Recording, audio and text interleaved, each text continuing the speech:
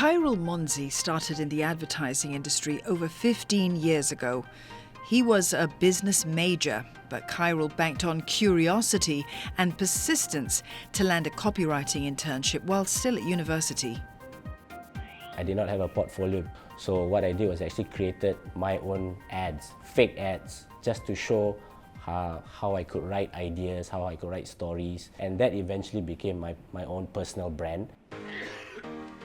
A global campaign for the Singapore Tourism Board and a short film with an acclaimed director for income insurance are among Kyril's recent projects. Through collaboration with clients and colleagues, Kyril was able to showcase teamwork and passion for the job, and a personal brand that stands for emotionally impactful work.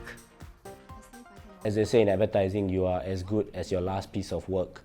Do work that gets talked about, and eventually people will talk about who did the work also. Well, personal branding is essentially how you would strategically shape and communicate how you want to be seen professionally. It is very, very intentional, and it is the deliberate act of really shaping and defining how you want to be seen. It is the telling of your story, how it reflects, your attitude, your behaviors, your work ethics, and it increasingly a lot of employers are looking at this because it is a better reflection, right, of the individual. An effective personal brand should have three elements: clarity, consistency, and authenticity. Is it clear to the recruiters why you stand out from the rest and what your unique perspective is that you bring to the table? Secondly, it's about having consistency across all platforms.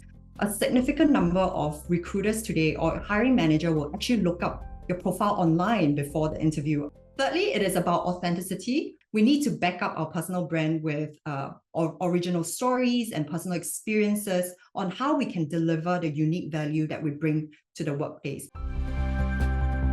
A LinkedIn profile and the resume or CV are the starting points to conveying one's professional narrative. What I look out for are candidates who don't just describe their responsibilities, but they will articulate what is the impact that they have created in those roles. Because at the end of the day, it is about creating a compelling personal story of how all of your past experiences have led you to where you are and how that will help you to meaningfully contribute to the role that you're applying for today. The future of work is changing, so soft skills like curiosity and empathy can give a job seeker an edge.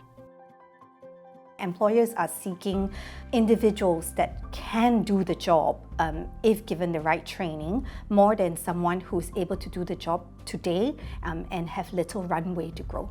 Not just the physical experience or the act of doing the role, but certain other transferable skills like learning agility, how you've demonstrated the ability to pick things up very quickly, your systems knowledge.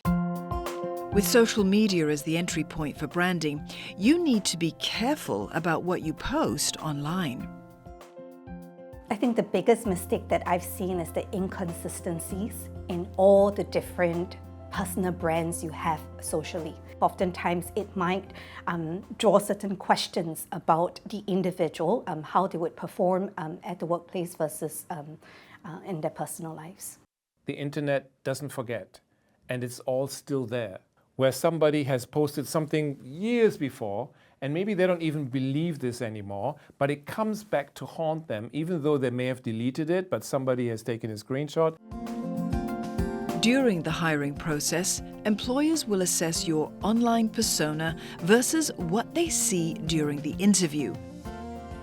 You need to be relevant to your target audience, how you present yourself, how you position yourself. You need to be different. How are you unique? How are you different from everybody else who's competing for a similar position? One way to improve visibility is by joining company-led activities that drive teamwork, diversity and inclusion, and corporate social responsibility.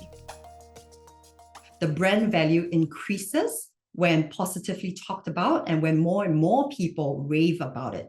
So very similar to personal brand, It is important for an employee to really build a wider and wider network of stakeholders that will not just validate their work, but to validate their brand.